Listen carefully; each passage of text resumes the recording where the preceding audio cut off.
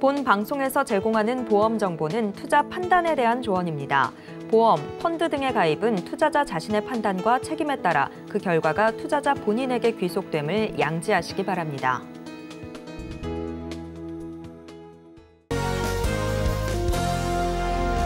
시청자 여러분 안녕하세요. 알기 쉬운 보험으로 여러분의 인생 설계 도와드리는 인생 설계 원픽 진행의 권민정입니다. 100세 시대를 위한 선택, 살다 보면 겪게 되는 크고 작은 일들을 위한 이 보험에 대해서 쉽게 알려드리는 시간 갖도록 하겠습니다. 여러분의 인생 설계를 위한 고민 함께 해드릴 테니까요. 방송 꼭 시청해 주시길 바라겠습니다. 저희 방송 유튜브를 통해서도 시청하실 수가 있습니다. 유튜브 검색창에 서울경제TV라고 검색해 주시면 실시간 방송 시청 가능하시니까요. 많은 관심 부탁드리겠습니다. 본 방송에서 제공해 드리는 정보들은 전문가들의 조언일 뿐 해당 보험의 가치나 수익률을 보장해 드리지 않는다는 점 꼭 기억해 주시길 바라겠습니다.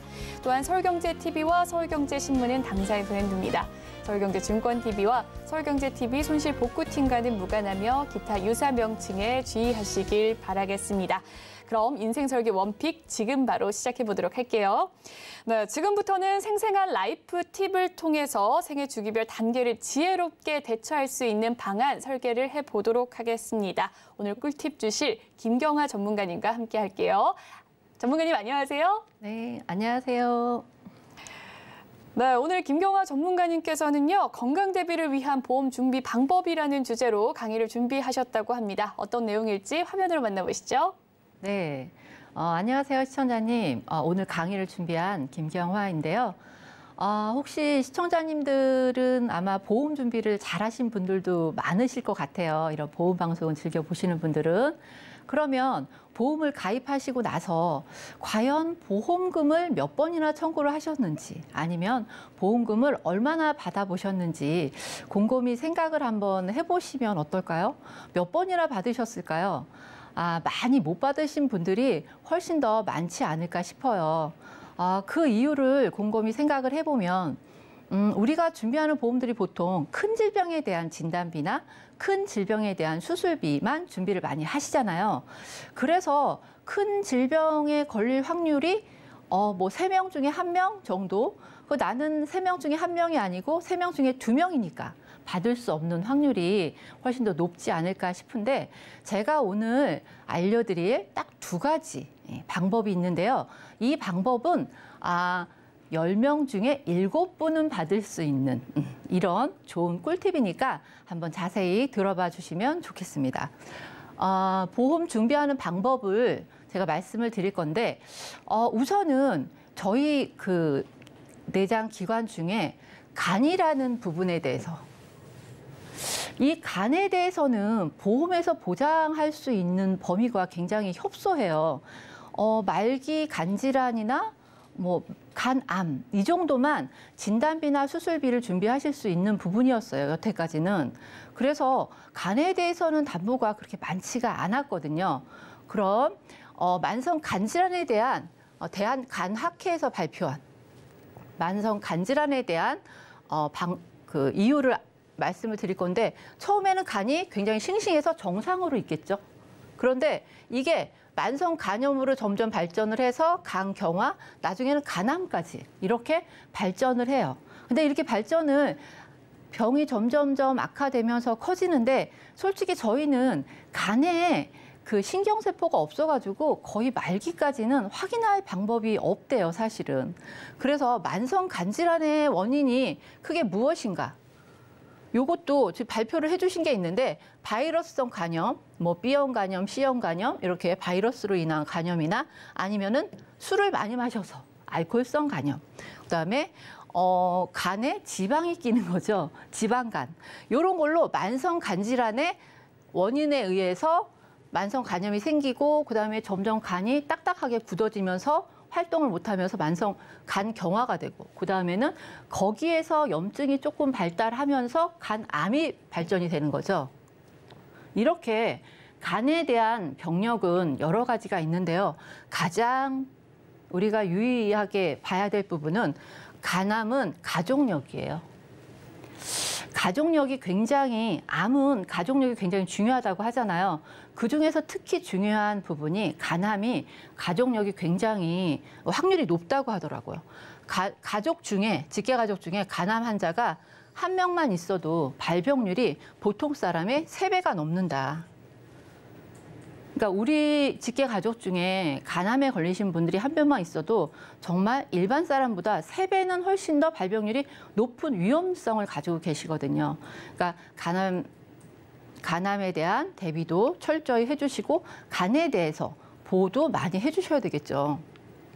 그러면 이게 간이 꼭 술만 먹어서 지방간이 오는지, 술을 많이 먹어야만 간암에 걸리는지, 사실은 통계 자료를 보면 그렇지가 않더라고요. 술을 전혀 안 마시는 비알코올성 지방간 확률도 굉장히 높더라고요. 확률적으로 보면은.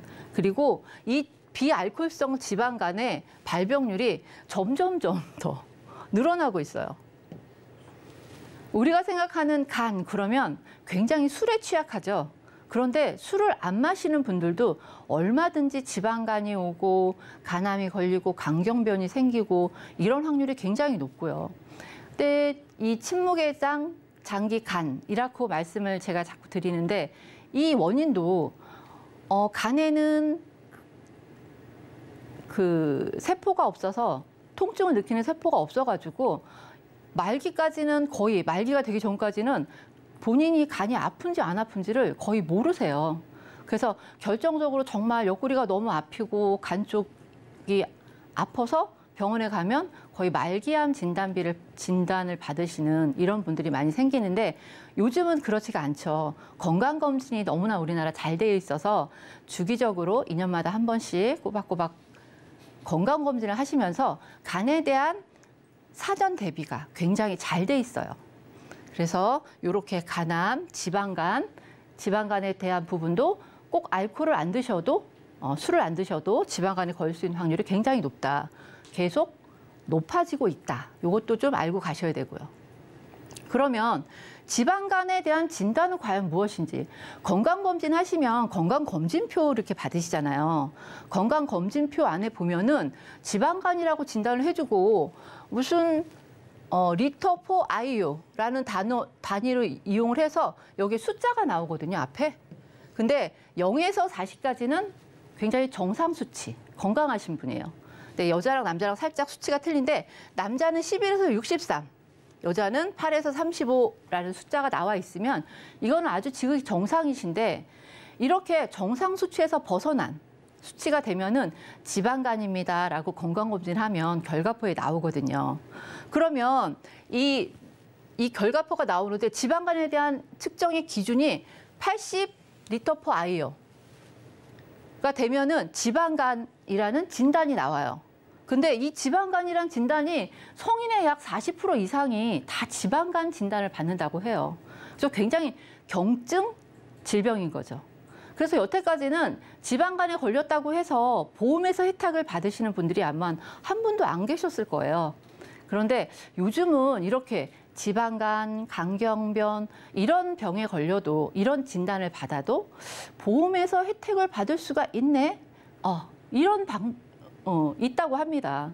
그러니까 이거 여태까지는 모르셨고, 여태까지는 범위가 좁았고, 여태까지는 내가 지방간에 걸린 게 큰 질병이 아니라고 생각했기 때문에 보험에서 혜택을 못 받아도 상관없다고 생각을 하셨을 텐데, 지금부터는 이런 것도 다 받을 수 있다라는 걸 알고 계시고, 내가 만약에 건강검진을 했는데 지방간이야? 그러면 보험금을 충분히 청구할 수도 있는 이런 시대가 된 거죠. 그러면 지방간, 간질환의 진단비를 어떻게 할까? 건강한 간이 참 예쁘죠, 핑크로. 그런데 술이나 아니면은 복부 비만 이런 걸로 인해서 만성 피로, 스트레스 이런 걸로 인해서 지방간이 옵니다. 간에 기름이 아까 끼는 거죠. 5% 이상의 지방이 간에 끼면 지방간이란 진단을 받으시는 건데, 이렇게 지방간 진단을 받으시고 그다음에는 간 섬유종, 간이 점점 딱딱해지는 거예요. 간 기능을 못하는, 점점 딱딱해졌다가 그다음에는 결국에는 간이 100% 재구시를 못하고 간암에 걸리든지 말기 간 질환에 걸리게 되는 거죠. 이렇게 저희가 흔히 걸릴 수 있는 성인의 40%가 걸릴 수 있는 이 지방간에 대한 진단비를 얼마나 준비할 수 있을까 보험에서 저희가 그 보험을 설명하실 때 정말 좋은 담보가 있어요. 질병 수술비 담보는 어디에서도 받을 수 있어요. 이런 부분 아마 들어보셨을 겁니다. 이 지방간도 지방간만 걸리시면 진단비라는 게 이제 준비가 될 수 있거든요. 지방간 지원비라고 해서 20만 원. 이게 금액이 작아서 뭐 20만 원 하지만 받을 수 있는 확률이 굉장히 높은 이런 담보거든요. 80L/IU 이상의 건강검진표에 80 이상이 나오시면 무조건 20만 원을 받을 수 있는 거고요. 그다음에 200L/IU가 나오시면 지원비가 30만 원 더 추가돼가지고 이렇게 하면 50을 받으실 수 있는 거죠. 진단비를. 이런 담보가 있으시고요. 그다음에 간 섬유증. 요거는 간이 딱딱하게 굳어지는 증상인데 여태까지는 간경화에 대한 담보는 없었습니다. 그런데 간경화라는 진단을 받으면 진단비가 500만 원 받을 수 있는 이런 부분이고요. 그다음에 말기 간경화가 된다거나 아니면 말기 암이 된다거나 말기 간질환을 진단을 받으시면 5천만 원의 진단비도 준비할 수 있는. 그러니까 이렇게 여러 가지 담보들을 많이 설명을 제가 많이 드렸는데 그중에 이렇게 획기적인 상품, 간경화도 아니면 지방간도 이렇게 받을 수 있는 흔하지 않은 담보들이 새로 출시가 되어 있기 때문에 모르시면 손해가 보실 것 같아서 제가 한 번 더 알려드리고 싶어서 제가 오늘 준비를 해봤고요. 그다음에 두 번째로 알려드리고 싶은 게 있어요. 우리 건강검진하면 용종들 많이 제거하시죠. 용종을 보통 띄면은 몇 개씩 띄시나요? 한 개만 띄시는 분들은 별로 없으실 거예요. 2개도 띄고 3개도 띄고 뭐 많이는 뭐 7개까지 띄신 분을 제가 최근에 경험을 해봤는데 이렇게 용종을 띄실 때마다 수술비도 받고 뭐 이렇게 하시죠. 보험금 청구들 많이 해보셨을 건데요. 이 방법은 성인 3명 중 1명은 용종을 다 띄워본 경험이 있으시대요. 특히 이 파란 부분이 남자고요. 이 빨간 표가 여자인데 남성분들이 특히 높으시죠. 아마 뭐 식습관 때문에 그러실 것 같아요. 담배도 태우시고 술도 드시고 이런 것 때문에 대장에 용종이 많이 발생을 하시는 분들이 많이 있는데 이렇게 건강검진 시 용종 제거술을 받는데 용종 제거술에도 방법이 굉장히 여러 가지예요. 그래서 보험에서 저촉이 되는 용종 제거술이 있고요. 보험에서 저촉이 안 되는 용종 제거술도 있어요. 나는 분명히 대장 내시경을 하면서 용종을 띄었다고 의사 선생님이 말씀을 하셨어요. 나는 2개 띄었대요. 그런데 보험금을 청구했더니 이거는 해당이 안 된대. 수술비를 지급할 수가 없으시대. 이거는 왜일까요? 수술하는 방법이 굉장히 다양하거든요. 용종을 떼어내는 방법이. 제가 우선 용종 떼어내는 방법을 그래서 조금 준비를 해봤는데 처음에는 폴립 절제술. 폴립 절제술은 뭐냐면 이렇게 표면에 이렇게 용종이 발생을 하는데요. 용종이 발생을 하는데 이 발생하는 부분을 이 올가미 같은 갈고리로 끼워서 당겨가지고 이렇게 잘라내는 거예요. 굉장히 단순한 방법인데 이거는 아주 1cm 이하의 작은 용종 이런 거는 이렇게 띄어내거든요. 이거는 폴립 절제술. 폴립 절제술도 보험에서 혜택이 돼요. 그래서 수술비를 받을 수 있어요. 그 다음에 방법은 뭐냐면 대장 내시경 점막 절제술. 이거는 뭐냐면 이 사이즈가 좀 커야 되겠죠. 아까 1cm 이하는 저렇게 방법으로 했는데 요거는 이렇게 좀 큰 부위, 넓은 부위를 안에다 주사제로 식염수를 주입을 하는 거예요. 식염수를 주입을 해서 이렇게 올가미를 크게 넓게 해가지고 이거를 쪼여서 이렇게 딱 띄어내는 거죠. 이렇게 띄어내는 거는 점막 절제술. 이것도 보험에 혜택이 되겠죠. 이거는 일반 질병 수술비에는 당연히 혜택이 되고 1종인지 2종인지를 판결하는 아까 그 폴립 절제술은 1종에 해당이 될 거고요. 점막 절제술은 2종에 해당이 될 거고요. 그 다음에 또 하나 방법은 뭐냐면 박리 절제술. 이 박리 절제술은 굉장히 조금 더 악화된, 조금 더 강도가 센 이런 수술이겠죠. 크기가 좀 큰 선종 및 대장 안까지 이런 방법으로 절제를 한다고 합니다. 이것도 마찬가지로 큰 부위에 밑에다가 생리식염수를 주입을 하고요. 그 주변을 칼로 이렇게 오려내는 거죠. 칼로 이렇게 오려내는 요거는 박리 절제술이라고 해가지고 요것도 질병수술비와 1호종 질병수술비 안에서 받으실 수 있는 거고요. 그런데 우리가 여태까지 그러면 내가 대장용종 떼어냈다고는 하는데 나는 못 받았어요 라고 하시는 분들은 왜 그럴까요? 너무나 작은 용종, 너무나 작은 폴립이어서 이거는 흡인술이라고 있어요. 진경청소기가 먼지를 빨아들이듯이 이렇게 뭔가 갈고리를 잡아서 끊어내는 게 아니고 청소기처럼 빨아들이는 부분이죠. 이렇게 빨아들이면 수술에 해당되는 행위가 아니어가지고 수술비를 받을 수가 없는 부분이거든요. 그러니까 똑같은 용종을 제거하더라도 어떤 방법으로 제거를 하느냐에 따라 수술비가 지급이 되고 안 되고 이런 상황인 거예요. 그러니까 선생님이 대장 용종을 떼어냈어요. 그러면 어떤 방법을 떼어냈는지는 한 번 정도 물어보셔도 될 것 같고 아니면 어떤 방법으로 떼어내실 건가요? 라고 확인을 한번 해주시는 것도 어떨까 이런 생각은 드네요. 그러면 대장 용종 제가 여태까지 절제술에 대해서 설명을 많이 드렸죠.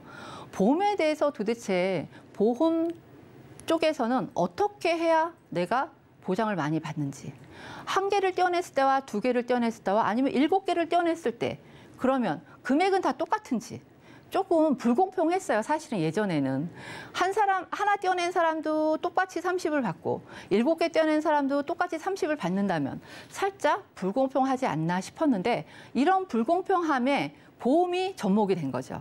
어떻게 하면 조금 더 현실감 있게 보험금 지급하는 방법을 조금 바꾼 거죠. 어떠냐면 폴립 절제술은 코드가 있죠. Q7701. 요거는 하나만 해당되는 거예요. 하나를 쫙 떼어냈을 때. 그다음에 7702는요. 하나 이외에 2개부터 폴립 절제술을 2개 이상 초과되는 거를 0772라고 질병분류표에 표시를 하고요. 절제술 및 점막하 종양 절제술. 요거는 이름도 참 어려워요. 그죠? 이런 걸 하면은 요것도 1회만 인정을 하긴 하는데 이거는 1호종 수술비에서 2종이나 3종에 해당되는 부분이니까 이런 부분이 있고요. 그다음에 XQ706은 박리 절제술. 아까 대장 점막 내암이나 대장 암까지도 수술받을 수 있는 이런 수술비, 1호종 수술비에서 3종에 해당되는 이런 수술이거든요. 이것도 1회만 인정. 그런데 여기서 가장 포인트가 이거거든요. Q7702. 요거는 뭐냐면 1개 이외에 폴립을 1개 이외에 6개나 7개가 나와도 개수대로 받을 수가 있대요. 맥시멈 5개까지 인정을 받을 수 있는 거죠. 그래서 하나를 떼면은 진단비와 수술비와 해가지고 진단비가 30이면 수술비 개당 5만 원, 질병수술비 20만 원 해가지고 55만 원을 받으실 수 있고요. 만약에 최대 5개까지 라면은 처음에 하나 5만 원, 5개 5만 원 하면은 25만 원. 그러면 진단비 30만 원에 질병수술비 20만 원에 여기 25만 원에 여기 5만 원 하면은 80만 원이잖아요. 용종을 6개 떼어내면 최고 80만 원까지. 예전에 받으셨던 진단비는 아마 진단비와 수술비 아니면 진단비도 최근에 만들어진 그 상품이어서 아마 수술비만 가지고 계신 분들은 맥시멈 20만 원. 7개를 떼어내도 20만 원, 8개를 떼어내도 20만 원 이렇게 받으신 분들이 굉장히 많으실 텐데 지금은 7개, 8개, 5개 이렇게 떼어내도 최대한 80만 원까지 받을 수 있는 이런 담보가 새로 만들어져 있습니다. 지금까지 모르셨던 분들은 받을 수가 없는 담보였고요. 앞으로 이 담보가 만약에 그 모든 보험사에 많이 이렇게 나오게 될 텐데, 앞으로 보험을 준비하시거나 아니면은 건강검진을 하시게 되는 분들은 이런 상품이 있는 거를 미리 아시고 조금 준비를 미리 해가시는 게 어떨까. 그래서 내가 보험을 가입을 했는데 보험금 청구도 굉장히 자주 할 수 있고, 아니면 보험금도 많이 받을 수 있는 이런 상황을 만들 수 있거든요. 보험료 열심히 냈는데 보험금 못 타면 속상하시잖아요. 그래서 앞으로는 보험금을 자주 받을 수 있는 이런 담보들도 있다. 제가 2가지 말씀드렸죠, 오늘. 요거를 잊지 마시고 꼭 한번 체크를 해보시는 게 어떨까 싶어서 제가 오늘 준비를 했거든요. 오늘 제가 준비한 내용은 여기까지고요. 보험에 대해서 조금 더 자세히 들여다보거나 잘 살펴보면 생활에 충분히, 아니면 앞으로의 건강한 삶에 충분히 도움이 될 수 있지 않을까, 이런 생각을 해봅니다. 네, 오늘은 건강 대비를 위한 보험 준비라는 주제로 김경화 전문가님께서 강의 꼼꼼하게 준비를 해주셨는데요. 이 직계가족 중에서도 이 간암이 한 명이라도 보유자가 있다면 다른 사람 대비 3배 위험력이 있는 간에 대해서 살펴봤고요. 꼭 술을 마셔야만 간이 나빠질 수 있는 것도 아니라는 것, 그리고 요즘 젊은 사람들의 대장암 증가가 가파르게 올라가고 있다는 점 또한 알아봤습니다. 그에 따른 보험 준비 꼼꼼하게 알려주셨네요. 이 강의 내용 핵심만 모아봤는데요. 화면으로 정리해 보시죠.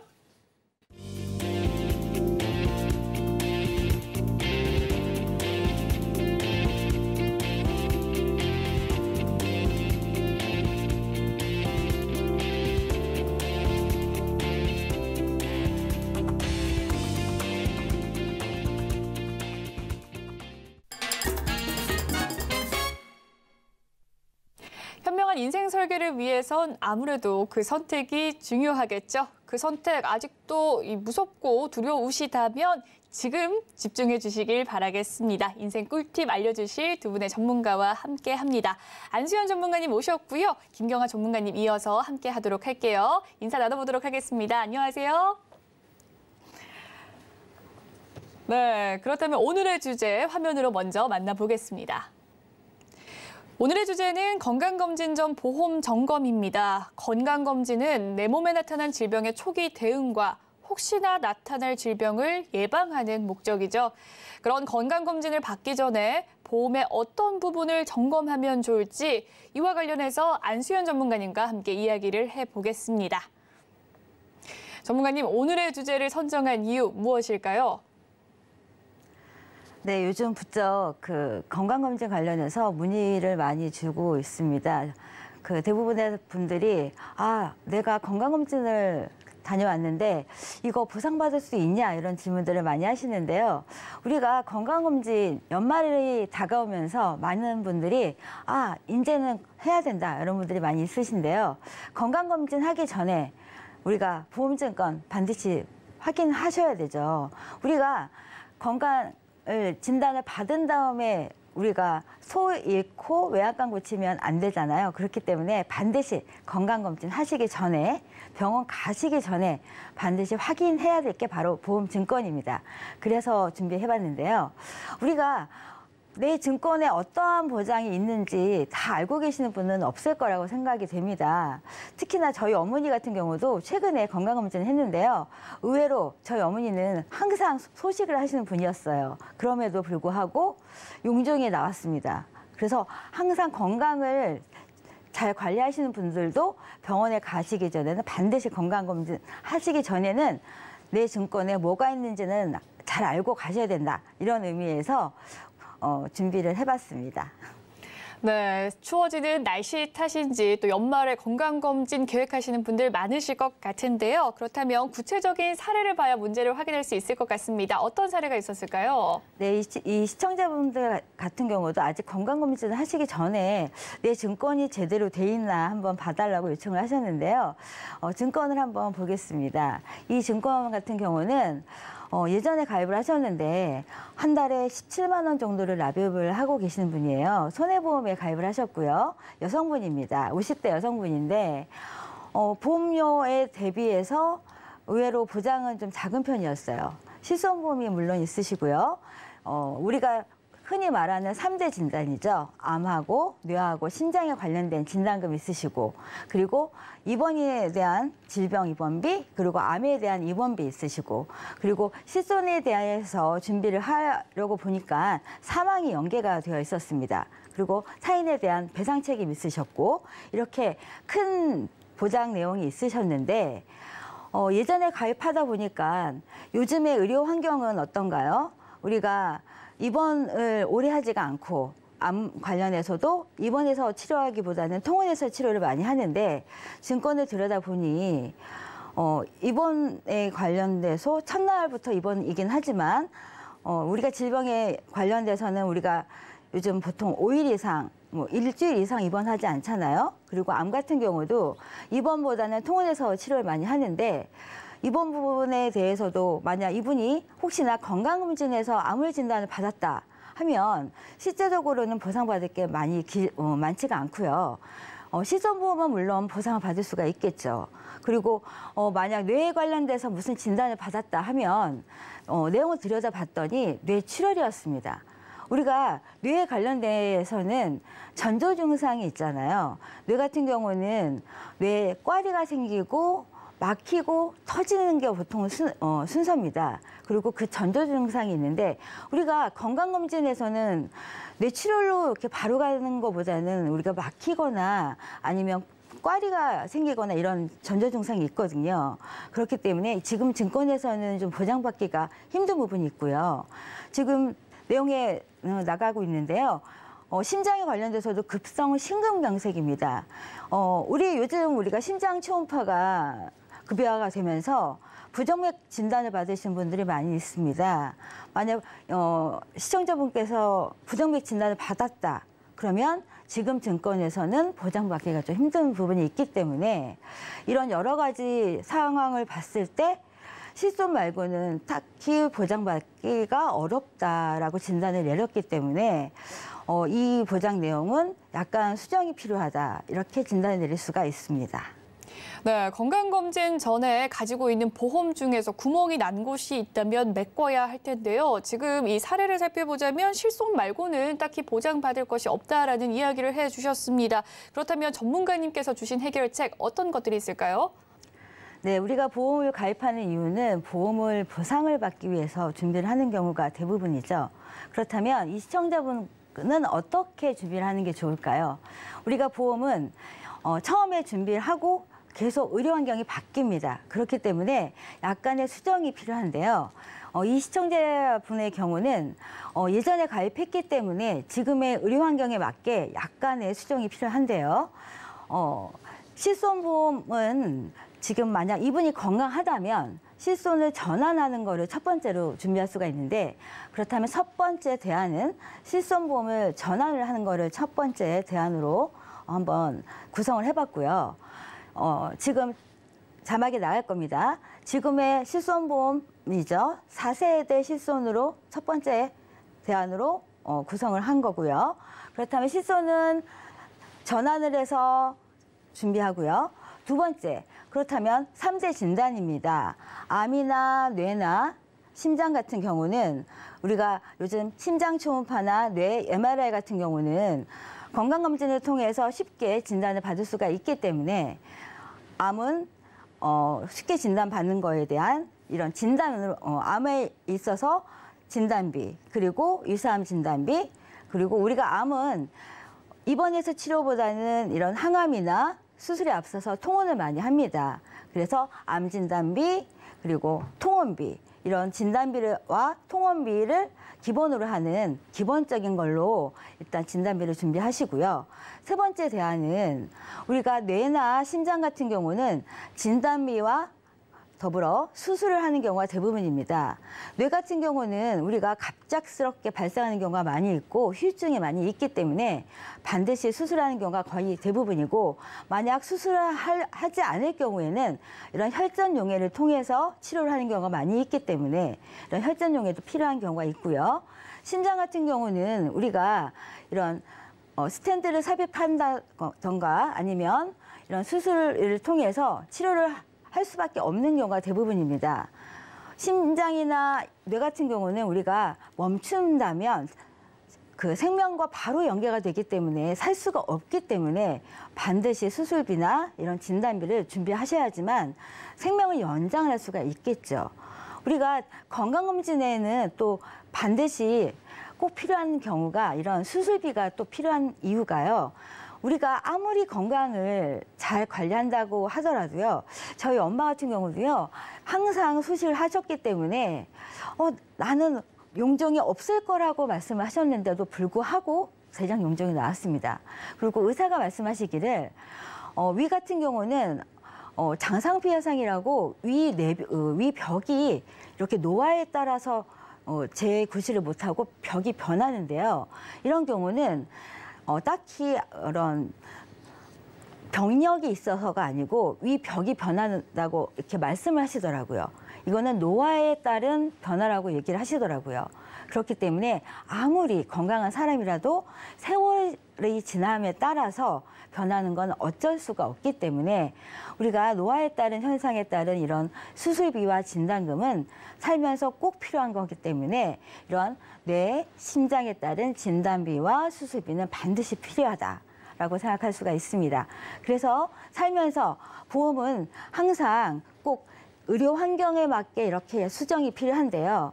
지금 시청자분 같은 경우는 첫 번째 대안으로 실손 전환하셨고요. 두 번째 같은 경우 암 진단비, 통원비 준비하셨고, 세 번째 언제든지 수술이 필요할 경우에 생활질환에 따른 수술비, 그리고 뇌, 심장에 따른 진단비, 수술비를 꼼꼼히 준비하셨다면 지금 17만 원의 보장을 적은 거에 비하면 지금 비슷한 보험료입니다. 하지만 보장의 크기는 지금 의료의 환경에 맞는 보장을 준비를 하셨다고 구성을 한다면 훨씬 더 든든한 보장이 되지 않을까 이렇게 생각이 됩니다.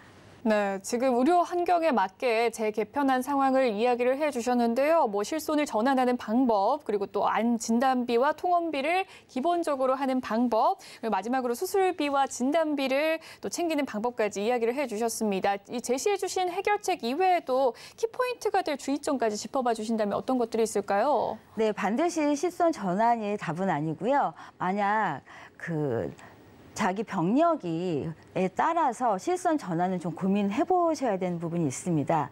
왜냐하면 4세대 실손 같은 경우는 청구력이 많으신 분은 최대 3배까지 보험료가 상승할 수가 있기 때문에 내 병력에 맞게 실손을 전환할지 아니면 그대로 유지를 할지는 고민을 꼭 해보셔야 되는 거고요. 우리가 보험을 리모델링 할 때는 항상 내 환경과 내 지급력에 따라서 고민을 해보셔야 되는 부분이 있기 때문에 항상 전문가와 또 내 환경에 맞게 고민을 해보시는 게 가장 좋은 방법일 것 같습니다. 네, 의료 환경에 대한 개편도 중요하고 내 환경이 어떤지 알아보는 것 또한 굉장히 중요한 방안일 것 같네요. 연말을 맞아서 부모님이나 스스로에게 이 건강검진 선물로 해주실 분들 많으실 것 같은데요.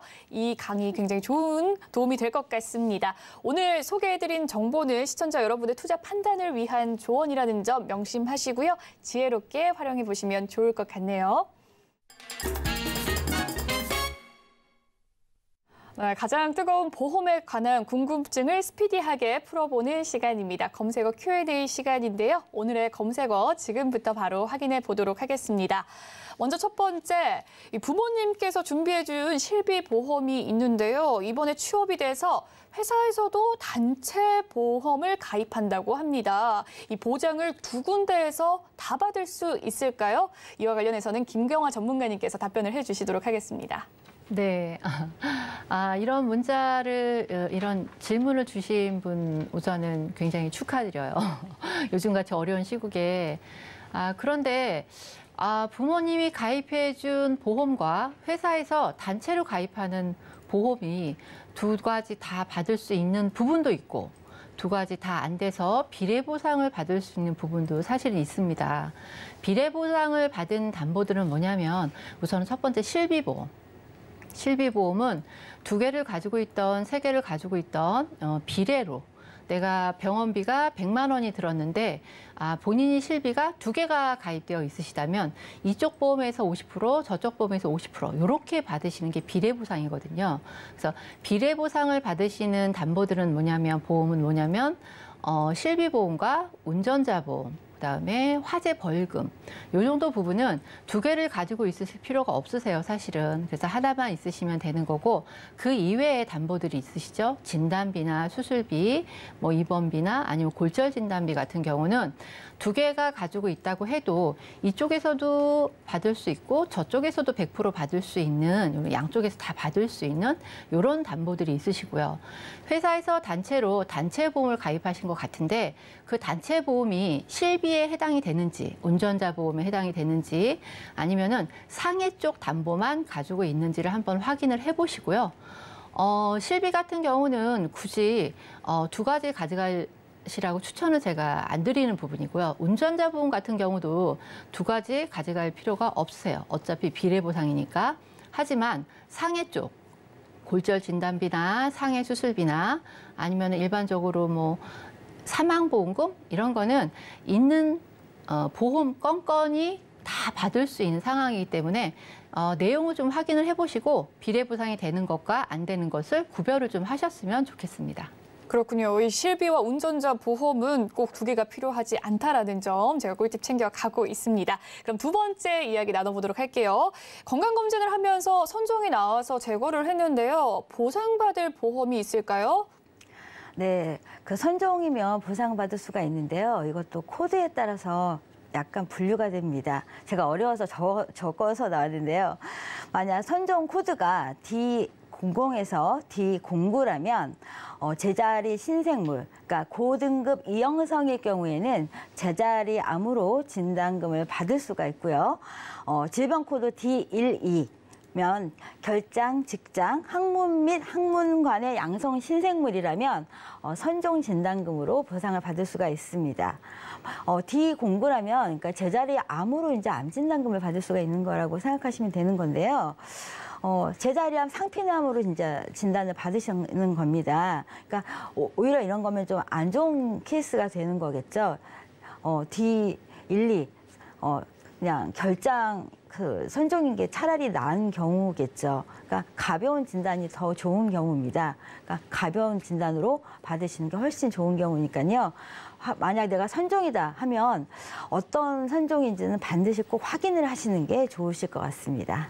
네, 선종이 어떤 선종인지 확인하는 것 중요한 부분일 것 같네요. 다음 질문입니다. 운전을 시작해서 운전자 보험에 가입을 하라는데 이거 꼭 가입해야 될까요? 네, 운전을 처음 시작하시는 분들은 보통 이런 질문들 많이 하세요. 자동차 보험 가입했는데 운전자 보험과는 다른가요? 이런 질문들도 많이 하시더라고요, 보니까. 그러니까 운전을 처음 시작하시는 분들은 자동차 보험에 가입되어 있으면 당연히 운전자 보험도 가입이 되는 줄 알고 계시는 분도 계신데요. 자동차 보험은 말 그대로 자동차에 가입하는 보험이고요. 운전자 보험은 운전자에 가입하는 보험이잖아요. 그러니까 자동차 보험에는 우리가 형사사항 책임을 운전자한테 물어야 되는데 자동차 보험에서는 혜택을 받을 수 없거든요. 그러니까 운전을 시작하시는 분들은 자동차 보험은 당연히 법적으로 안 들면 벌금도 내요. 그러니까 당연히 들어야 되겠죠. 하지만 운전자 보험은 반드시 가입할 보험은 아니긴 하지만 형사상 책임이 물어질 때 본인이 다 해결할 수 없는 부분을 운전자 보험에서 다 해결을 해드릴 수 있거든요. 그러니까 운전을 시작하시는 분들은 꼭 필히 자동차 보험은 필수로 들고요. 운전자 보험도 꼭 필수로 가입을 하셔야 됩니다. 그러니까 꼭 들으셔야 되겠죠. 네, 그렇군요. 자동차 보험과 운전자 보험은 다르다는 점 꼭 기억해 봐야 될 것 같습니다. 네, 다음은 이건 저도 궁금한 질문인데요. 사랑니 발치도 실비보험 보상 가능할까요? 네, 가입 연도에 따라서 좀 바뀌는 건데요. 2009년 8월 이전에 가입하신 분들은 보상이 불가하고요. 2009년 8월 이후에 가입하신 분들은 급여 부분에 한해서는 보상이 가능합니다. 하지만 급여 부분은 사실 이제 보상받는 부분이 너무 적기 때문에 사실 치아보험 통해서 보상받는 게 훨씬 더 금액이 크기 때문에 치아보험 받는 게 훨씬 큽니다. 우리가 사실 치아보험 같은 경우는 3개 이상 가입하시는 분들도 많이 봤습니다. 치아는 손해를 보는 부분이 거의 없거든요. 내가 낸 보험료보다 사실 보상받는 게 훨씬 더 크기 때문에 특히 사랑니 같은 경우는 평생 안 나으시는 분보다 분이 훨씬 많기 때문에 손해나는 부분이 거의 없습니다. 그리고 임플란트 사실 안 하는 분도 있지만 사실 요즘 같은 경우는 젊은 분들도 치아 관리 안 해서 임플란트 하신 분들도 많이 있기 때문에 요즘 같은 경우 무제한도 많이 있고 크라운 같은 경우는 사실 요즘 어린 친구들도 많이 하고 있기 때문에 예전에는 사실 우리 2년 이상 뭐 있지만 요즘 면책 기간 짧은 것도 많이 있고요. 그리고 예전에는 뭐 5년 이상 받지만 요즘은 1년 이상 치아보험도 있기 때문에 잘만 알아보시면 치아보험 보상이 많이 늘어나는 추세고요. 실버 관련돼서도 요즘 국가에서 혜택 주는 게 1인당 2개밖에 안 되기 때문에 치아 약하신 분들은 치아보험을 정말 꼭 준비해야 되는 게 아닐까 생각이 됩니다. 네, 치과보험에 대해서도 자세히 알아봤습니다. 다음 질문입니다. 아파트에 살아도 이 화재보험을 별도로 가입을 해야 한다고 들었습니다. 보장 범위가 알고 싶은데요. 네. 아파트 사시는 분들은 그 관리비 내역서에 보면은 화재보험료로 보험료를 별도로 떼는 부분이 있으실 거예요. 그런데 이 화재보험 같은 경우는 아파트에 사시는 단체업으로 가입하신 화재보험은 범위가 굉장히 협소해요. 어떤 부분이냐면 단체로 화재보험을 가입하신 분은 아파트 내에서 본인이 부주의나 아니면 전기합선이나 이런 일들로 화재가 난다면 그거는 화재 단체 보험에서는 보상이 안 나가거든요. 그러니까 공동 구역 있죠. 같이 쓰는 공동구역에서 화재가 발생을 하거나 그러면 그 부분에 대해서는 단체 보험에서 화재보험, 단체보험에서 보장이 가능하신데 이렇게 개인 집에서 화재가 발생을 하면 그 집에 사시는 분이 다 보장을 해드려야 돼요. 그래서 아파트에 사시더라도 관리비에 화재보험료라고 별도로 청구가 되더라도 꼭 화재보험을 별도로 가입을 하셔야 되는 부분이 있어요. 아파트 내가 거주하는 집에서 가스레인지를 안 꺼서 아니면은 전기가 누명이 돼서 화재가 나서 윗집에 피해를 주거나 아니면은 인명사고가 발생을 하거나 여러 가지 무서운 상황들이 많이 발생을 하거든요. 그런 무서운 상황이 발생을 하는데 내가 개인적으로 사람을 다 찾아다니면서 합의를 보거나 윗집에 인테리어를 새로 다 해줘야 된다거나 이런 거는 금액적으로 생각을 하시면 어마어마한 금액이 나올 겁니다. 그렇기 때문에 아파트에 사시더라도 개인주택은 당연히 내 재산을 보호하는 거라 내가 화재보험을 들겠죠. 하지만 아파트에 사시는 분들은 내 재산뿐만이 아니고 남의 집에 피해를 준 것까지 다 보장을 해줘야 되는 상황이 되는 거거든요. 그렇기 때문에 화재보험을 필수적으로 가입을 하셔야 돼요. 보장 범위 자체도 굉장히 굉장히 광범위하거든요. 위층에 사시는 분들이 혹시라도 많이 다쳤거나 아니면 우리 집 때문에 위층이 모두 타서 엄청난 피해를 줬다면 이거는 밑에 층에 사시는 분이 다 보상을 해드려야 되는 부분인데 화재보험을 가입을 안 하셨다고 생각을 하면 정말 아찔하죠. 내 집 복구하기도 힘들어 죽겠는데 남의 집까지 다 복구를 해줘야 된다는 거. 그래서 화재보험은 필수로 가입을 하셔야 되고요. 그렇다고 해서 보험료가 굉장히 생각하는 몇만 원?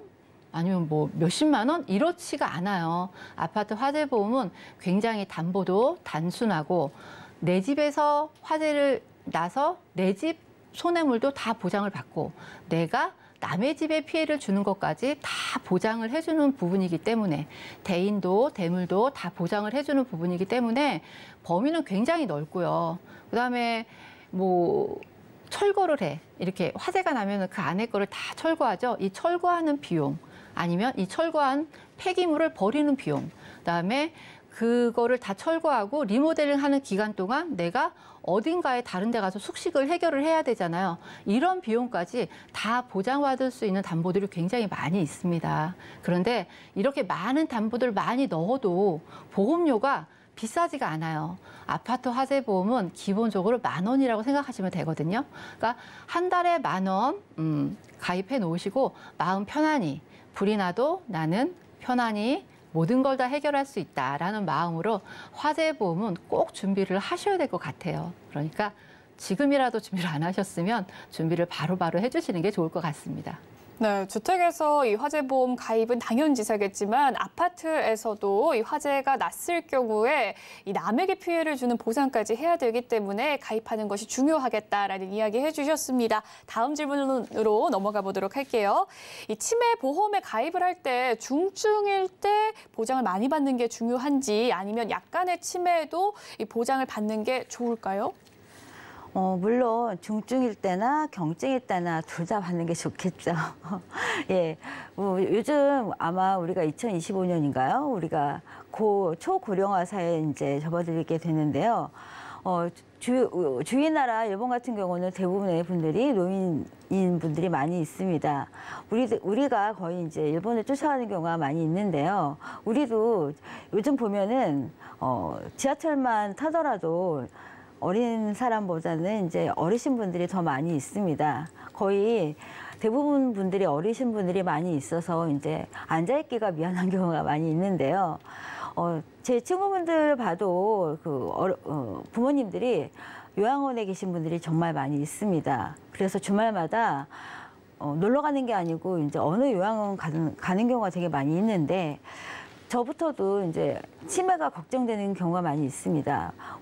우리나라 같은 경우는 음주 문화를 즐기기 때문에 알코올성 치매를 걱정하는 분들이 많이 있는데 우리가 알코올성 치매 같은 경우는 치매 보험을 준비하기가 힘든 게 바로 이제 알코올성 치매거든요. 우리가 음주를 즐기다 보면 깜빡깜빡하는 경우가 많이 있는데 우리가 치매 같은 경우는 뇌 쪽 관련돼서 확대되는 질병인 경우가 많이 있습니다. 알레르무에 뇌 관련돼서 묻는 경우가 대부분이잖아요. 그래서 뇌가 다쳐서 확대돼서 치매가 가는 경우가 대부분이고 그 이외에 이제 알츠하이머 치매가 대부분인 건데요. 우리가 치매 보험 같은 경우는 경증에서 확대돼서 중증까지 확대가 됩니다. 그리고 한 번 치매가 발생을 하면 길게는 12년, 언제 끝날지가 모르는 이제 가족과의 싸움인데요. 내가 아픈 오히려 환자는 행복하지만 주변이 힘든 게 바로 치매입니다. 나 하나만 힘들면 되는데 내 가족이 힘든 게 치매인데 나는 아니겠지 하는 게 바로 치매인 건데요. 우리가 치매보험 같은 경우는 젊었을 때 준비하면 아무것도 아닌데 막상 내가 50대 이후에 60대, 70대 준비하려면 목돈이 들어가는 게 바로 치매라는 이런 질병인데요. 경증에는 보통 보험료가 비쌉니다. 그리고 중증일 경우에는 아무래도 확률이 떨어지기 때문에 보험료는 경증에 비하면 보험료는 절반의 수준인데요. 경증부터 준비하는 게 우선적으로 당연히 확률적으로 더 좋겠죠. 당연히 경증부터 준비하실 게 정답인 거고요. 경증 준비하시고 그 다음 단계인 중증 준비하시는 게 맞습니다. 그리고 가장 중요한 거는 생활비를 준비하는 겁니다. 언제 끝날지 모르는 거기 때문에 경증과 또 중증과 관련된 진단비 그리고 그거에 따른 생활비를 준비하시는 게 맞는 거고요. 요즘 같은 경우는 요양원이나 요양병원이나 그거에 따른 뭐 일당을 주는 보험도 있기 때문에 각각 여러 군데를 알아보신다면 진단금과 뭐 생활비를 각각 준비하는 여러 가지 보험이 많이 있기 때문에 여러 보험에서 알아보시고 준비하신다면 좋은 결과가 있을 거라고 생각이 됩니다. 네, 한번 치매가 발생하면 길게 오는 병인 만큼 젊었을 때 준비하면 아무것도 아닐 수 있겠네요. 여기까지 치매 보험에 대해서도 알아봤습니다. 오늘 인생설계 원픽부터 검색어 Q&A까지 궁금증 해결해 봤습니다. 두 분 좋은 말씀 감사합니다. 네, 본방송에서 제공해드리는 정보는 전문가들의 조언일 뿐 해당 보험의 가치와 수익률을 보장해드리지 않는다는 점 꼭 기억해 주시길 바라겠습니다. 또한 서울경제TV와 서울경제신문은 당사의 브랜드입니다. 서울경제증권TV와 서울경제TV 손실복구팀과는 무관하며 기타 유사 명칭에 주의하시길 바라겠습니다. 네, 저희 방송 유튜브 서울경제TV를 통해서 보실 수 있고요. 많은 시청 부탁드리겠습니다. 저희는 다음 시간에 다시 찾아뵙도록 할게요. 시청해주신 여러분 고맙습니다.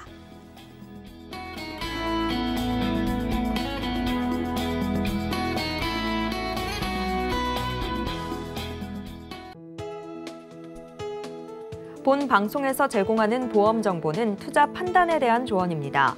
보험, 펀드 등의 가입은 투자자 자신의 판단과 책임에 따라 그 결과가 투자자 본인에게 귀속됨을 양지하시기 바랍니다.